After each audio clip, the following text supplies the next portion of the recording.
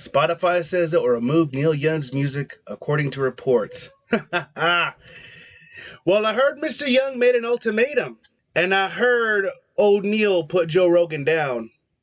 Well, I hope Neil Young will remember that Spotify don't need him around anyhow.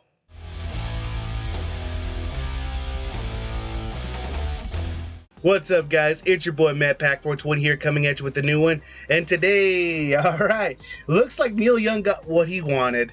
Oh man, you know what's funny is this old fuddy-duddy rock star thought he could actually get Joe Rogan taken off of Spotify.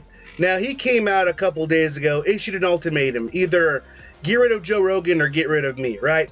Now, his ultimate goal was to get rid of Joe Rogan because he actually thinks he has more pull and more relevance than he actually, has, which is zero, okay?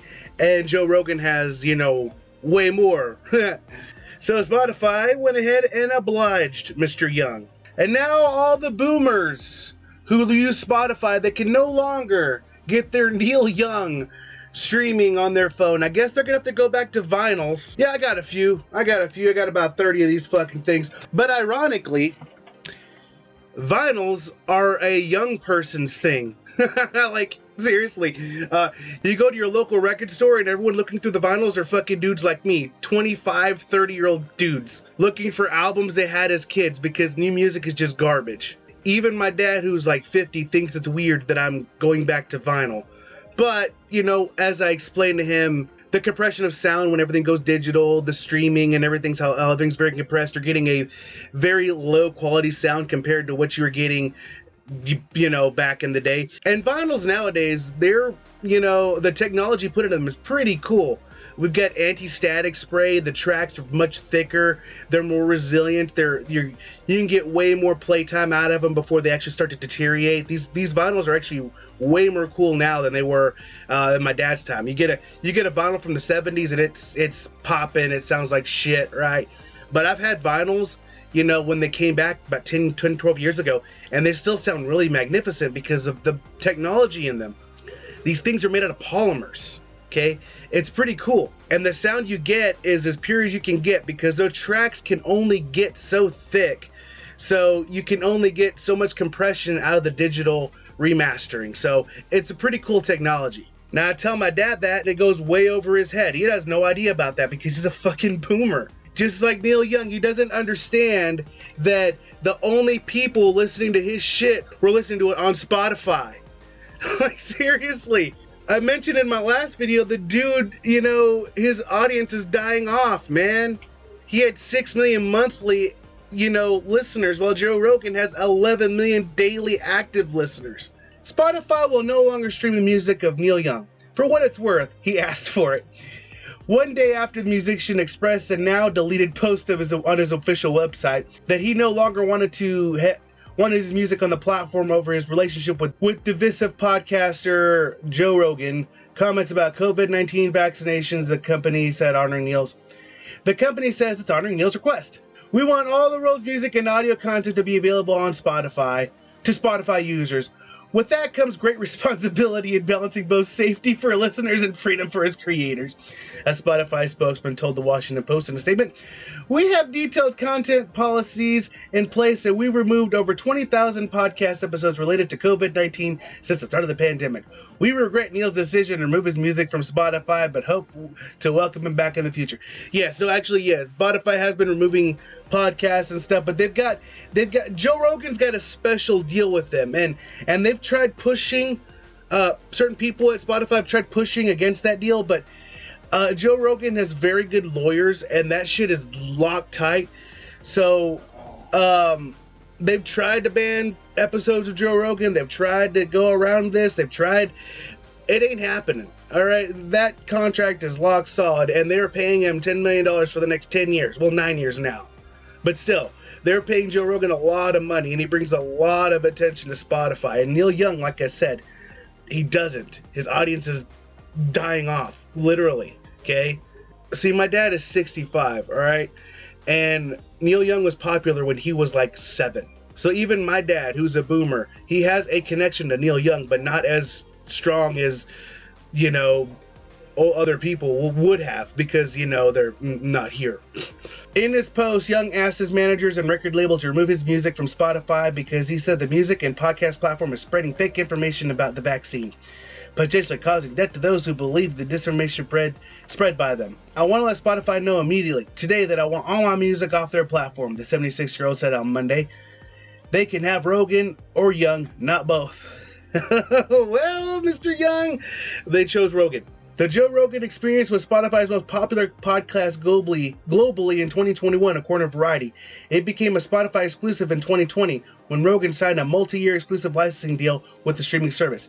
CNN has reached out to Young's manager, his publicist at Warner Records and Spotify for comment. Oh, Neil Young, you fucking moron. No one's gonna care. Seriously, like, nobody gives a shit. You can leave your music on Spotify or they can take it off. It doesn't really matter. I don't listen to your shit. And even though I do have a Spotify account, that's only for the fucking car. Like I said, I'm getting into vinyls, alright? I just bought these yesterday. Fucking Pantera, Vulgar Display of Power, and fucking End of Heartache from Killswitch Engage. Like, you know, I'm getting into the vinyl thing. So, Spotify for me, it's just a thing to listen to in the car. Yeah, I listen to all kinds of music, and really, the whole vinyl thing is I like to collect something that's tangible, and getting all the albums I had as a kid that I, you know, bought from from reputable online sources.